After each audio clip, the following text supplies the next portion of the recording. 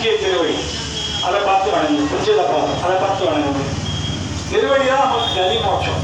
ஏனென்றால் நம் குறிக்கோளை இறைவன் திருவடி அடைய வேண்டியதுதான். ஆகவே எங்க போனாலும் திருவடியை பார்த்து வணங்குங்க. இப்போ அலங்காரம் பண்றாங்க, திரை போட்டுருக்காங்க. திரை வெளியே உங்களுக்கு தீபாவளி காண்பிக்க போறாங்க. தீபாவளி நேரத்தில் நம்ம என்ன பண்றோம், எல்லாருமே கண்ணில் மூடிக்கொண்டு வணங்குறோம். அப்படி வணங்கக்கூடாதுன்னு பெரியவங்க சொல்றாங்க. தீபாவளி நேரத்தில் குருக்கள் என்ன பண்ணுவாங்க, கீழே இருந்து காட்டுவாங்க. பாதாதி கேசம், கேசாதி பாதான்னு வருவார்.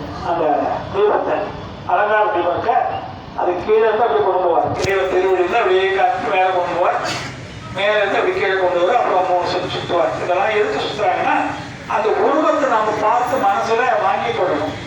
கண்கள் திறந்து கொண்டு வணங்கும் போது அந்த இறை உருவத்தை கண்கள் திறந்து கொண்டு வைத்து வணங்கி அந்த உருவத்தை மனசுல வாங்கி கொண்டு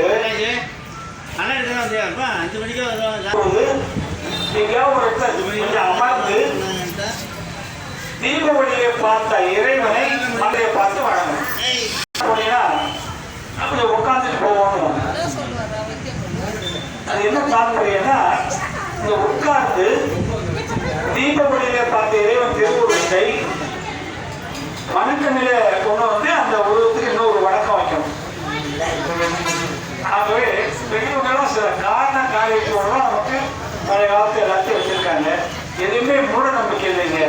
எல்லாமே ஒரு காரண காரியத்தோடு தான் நம்ம நிர்ணயிக்கக்கூடிய இந்த சைவ சமயத்தில் எல்லா வித சடங்குகளும் நடக்குது.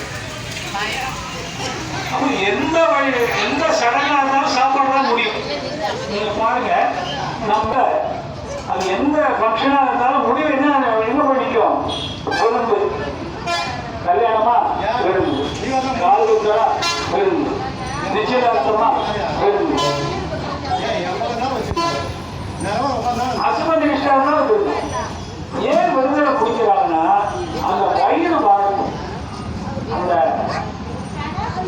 அங்க வந்திருந்தவங்க இன்னைக்கு சாப்பிட்றாங்க, இந்த பிரசாதம் சாப்பிட்றாங்கன்னா அந்த வயிறு அவங்க வாழணும். இன்னைக்கு பிரசாதம் ரொம்ப நல்லா இருக்குது, ரொம்ப திவ்யமா இருக்குன்னு சொல்லி இந்த வயிறு வாழணும். ஆகவே அன்னதானம் அவ்வளவு உயரமானு சொல்றாங்க. கோயிலுக்கு வரும்போது வெறுங்கையா வரக்கூடாது. ஒரு பூவோ கற்பூரமோ சூடமோ வத்தியோ